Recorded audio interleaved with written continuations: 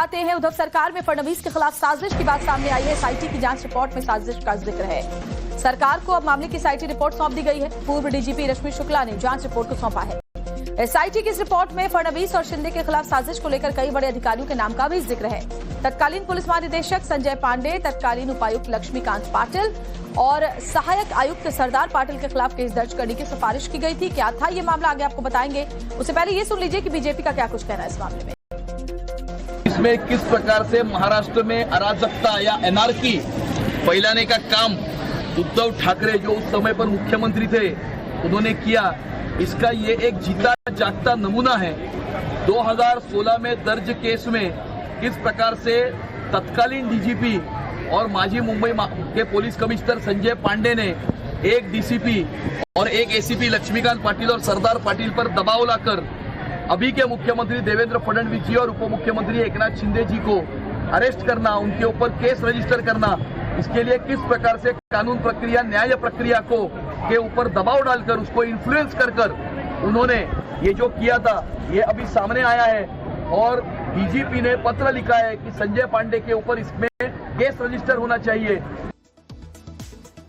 और उद्धव सरकार में महाराष्ट्र पुलिस के बड़े अफसरों की साजिश को लेकर एसआईटी की जांच में अब क्या कुछ खुलासे हुए वो भी आपको जानना जरूरी है। तो ठाणे और मुंबई मामलों में पुलिस पर दबाव था। फडणवीस को आरोपी बनाने का दबाव डाला गया था। संजय पांडे के मुंबई सीपी बाद में डीजीपी रहते ये दबाव डाले गए। एसीपी सरदार पाटिल की गाड़ी से जुड़े जो दस्तावेज थे वो गायब मिले। 5 मई 2021 से 21 मई 2021 इस्तेमाल की गई थी ये गाड़ी। इस दौरान गाड़ी की लॉगिन बुक के पन्ने गायब मिले हैं। संजय पुनमिया ने मामले में ऑडियो वीडियो रिकॉर्डिंग दी। फॉरेंसिक लैब में ऑडियो वीडियो सबूतों की जांच हुई। ऑडियो वीडियो में तत्कालीन एसीपी की बातचीत सामने आई है। फडणवीस और शिंदे को गिरफ्तार तक करने का जिक्र इस ऑडियो में था। डीजीपी संजय पांडे ने एसीपी सरदार पाटिल को पूछा था। सरदार पाटिल ने गवाहों पर दबाव बनाया था।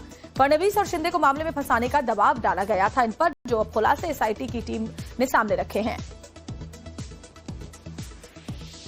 तो फडणवीस और शिंदे को फंसाने वाला ये मामला क्या था, चलिए वो भी आपको बता देती हूं। तो ठाणे में श्याम सुंदर अग्रवाल के खिलाफ दरअसल केस था।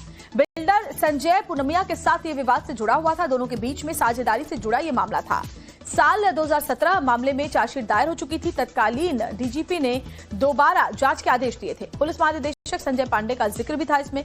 मामले में जो स्पेशल इन्वेस्टिगेटिव टीम थी उन्होंने जांच की। संजय पुनमिया ने मामले में एक शिकायत की थी। 2021 से जून 2024 तक उत्पीड़न की शिकायत दी गई थी उनकी तरफ से। अब दोबारा जांच के नाम पर एक्सटॉर्शन का आरोप है। एक्सटॉर्शन मामले में 7 लोगों के खिलाफ केस दर्ज किया गया। विधानमंडल में मामला सामने आने के बाद एसआईटी का गठन किया गया। एसआईटी ने रिपोर्ट तत्कालीन डीजीपी रश्मि शुक्ला को सौंपी और रिटायरमेंट से पहले रश्मि शुक्ला ने रिपोर्ट सरकार को सौंप दी है, जिसमें ये तमाम बड़े खुलासे हुए हैं। और अतुल सिंह हमारे संवाददाता हमारे साथ इस वक्त ज्यादा जानकारी को लेकर जुड़ गए। अतुल, ये बहुत चौंकाने वाले खुलासे, जरा जानकारी दें। जी देखिए, गौर करने वाली बात यह भी है कि ये जो रिपोर्ट आई है अपने आप में जहां चौंका रहा है कि किस तरीके से एक बड़ी कॉन्स्पिरेसी रची गई थी देवेंद्र फडणवीस और एकनाथ शिंदे को फंसाने के लिए, और इसका एक इस्तेमाल एक बिल्डर के जरिए किया गया था। संजय पुनमिया और एक अग्रवाल जो है बिल्डर्स के बीच का जो एक झगड़ा था, जिसके जरिए साइबर के मुंबई साइबर सेल के साथ ठाणे के एक नगर पुलिस स्टेशन में एक एफआईआर दर्ज की गई थी। उसमें किस तरीके से एक बिल्डर को हथियार बनाया गया, वहां के तब तत्कालीन जो एक डीसीपी थे लक्ष्मीकांत पाटिल और एसीपी सरदार पाटिल, ये दोनों पूरी तरीके से इन्वॉल्व थे। पुनमिया के ऊपर दबाव दे रहे थे कि किसी तरीके से एकनाथ शिंदे और देवेंद्र फडणवीस का नाम लिया जाए, एफआईआर दर्ज की जाए। और संजय पांडे जो उस समय तत्कालीन यहाँ के सीपी थे मुंबई के, इस पूरे केस को मॉनिटर कर रहे थे।